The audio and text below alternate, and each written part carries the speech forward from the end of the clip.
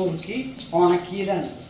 ഇത് അടമാങ്ങ ഉണ്ടാക്കാം. അധികം ഉണക്കിയിട്ടൊന്നുമില്ല, എന്നാലും ഒരാഴ്ചയൊക്കെ നല്ലോണം വെയിലോട്ട് കേട്ടോ. നല്ലൊരു ഒരിക്കലും കേടുവരില്ല. ഇതൊരു സ്പെഷ്യൽ അടമാങ്ങ ഉണ്ടാക്കാനാണ്. നല്ല ടേസ്റ്റുള്ള മാങ്ങാക്കറിയാണ്. ഇത് കേട് വരാതിരിക്കും. പല വിധത്തിലുണ്ടാക്കാം. അപ്പം അതിന് വേണ്ടിയിട്ട് ഞാൻ ചെയ്യുന്നതാണ്. ഇതാ കുറച്ച് വെളുത്തുള്ളി എത്ര കൊടുക്കുകയും അത്രയും നല്ലതാണ്. അതിന് തന്നെ വറുത്തെടുക്കണം. നല്ലെണ്ണയാണ് ഒഴിക്കേണ്ടത് ഈ അച്ചാറിൽ.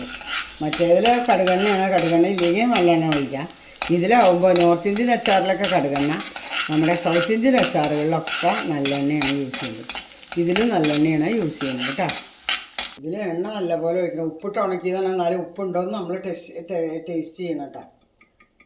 എണ്ണ പോരാത്തുണ്ടെങ്കിൽ അത് ഏത് കറിയിലും അച്ചാറുകളിലും നമ്മൾ നല്ലെണ്ണ നല്ലപോലെ ഒഴിക്കണം. പെരിഞ്ജീരകം ഒന്ന് വറുത്തെടുക്കണം. അത് നോക്കട്ടെ, ഞാൻ വറുക്കാണ്ട് ഒന്ന് തരുന്നതിനെ പിടിച്ചിട്ടാൽ മതി. കുറച്ച് 2 ടീസ്പൂൺ പെരിഞ്ജീരകം ഇട്ടാൽ, അതുപോലെ 1 ടീസ്പൂൺ ഉലുവ. ഒക്കെ കഴുകി വെച്ചിട്ടുള്ളതാണ്, അതുകൊണ്ട് കുഴപ്പമില്ല. ഉലുവ ആദ്യം തന്നെ ഇത് പൊടിച്ചെടുക്കണം.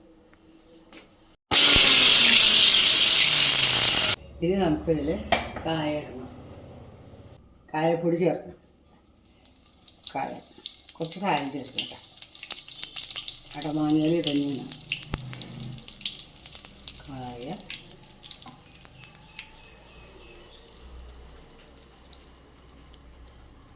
എപ്പോഴും ഉപ്പ് മുൻപന്തിയിൽ നിൽക്കണം കേട്ടോ.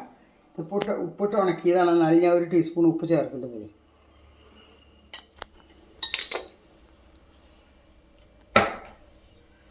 ഇനി എണ്ണ ചൂടായി കായ കേട്ടോ. ഇനി നമ്മൾ തീ കെടുത്തിയിട്ട് ഇനി കഴിക്കാം. കാശ്മീരി ചില്ലി പോകാം. ഈ മുളക് പൊടി,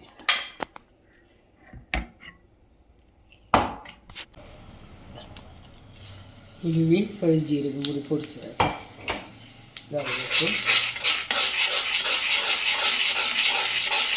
നല്ല മണം വരുന്നുണ്ട്. ഉപ്പ് കുറവുണ്ടോയെന്ന് നോക്കിയിട്ട് വേണം. ഉപ്പിട്ട് ഉണക്കിയതാവുമ്പോൾ ഉപ്പ് മുളക് പൊടി ഇല്ല. ഒരു 3-4 ടീസ്പൂൺ മുളക് പൊടി ഇല്ല. 10-15 മാങ്ങയുണ്ട്.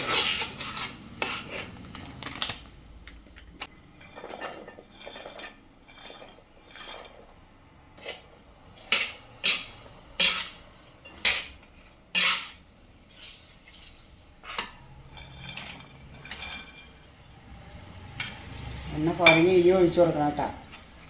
എണ്ണ എപ്പോഴും നമ്മൾ കൂടുതൽ മുൻപന്തിയിൽ, എണ്ണ ഉപ്പും കൂടുതൽ വേണം. ഇതിലെണ്ണയുണ്ട്. വെളുത്തുള്ളി കേട്ടോ. വെളുത്തുള്ളി നിങ്ങൾക്ക് എത്ര വേണമെങ്കിൽ ചേർക്കാം. അങ്ങനെ ഉലുവ, പെരുംജീരകം, വെളുത്തുള്ളി ഒന്ന് പതുക്കെ ചെയ്യാൻ വേണ്ടു. ഒന്ന് പൾസ് ചെയ്തെടുക്കാൻ വേണ്ടി.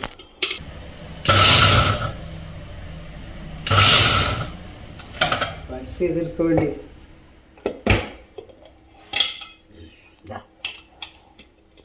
ഒന്ന്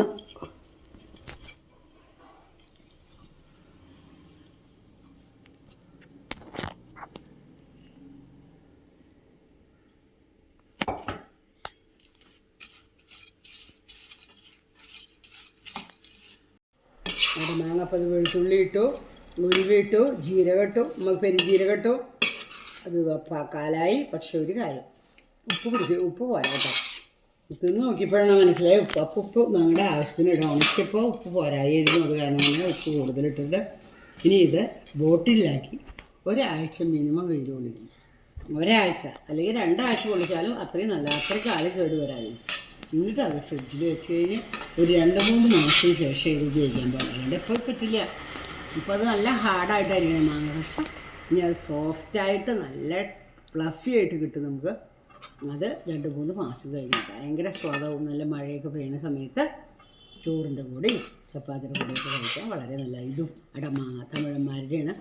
നല്ല വെളുത്തുള്ളിയും പെരുംജീരകമൊക്കെ ചേർത്തിട്ടുണ്ട്. ഇത് നല്ലെണ്ണോടാണ് ഉണ്ടാക്കിയത്. എല്ലാവരും ഉണ്ടാക്കി നോക്കൂ. ഇത് വീഡിയോ ഇഷ്ടമാണെങ്കിൽ സബ്സ്ക്രൈബ് ചെയ്യുകയോ ലൈക്ക് ചെയ്യുകയോ ഷെയർ ചെയ്യാൻ മറക്കരുത്. ഞാൻ സുലോചന ടീച്ചർ.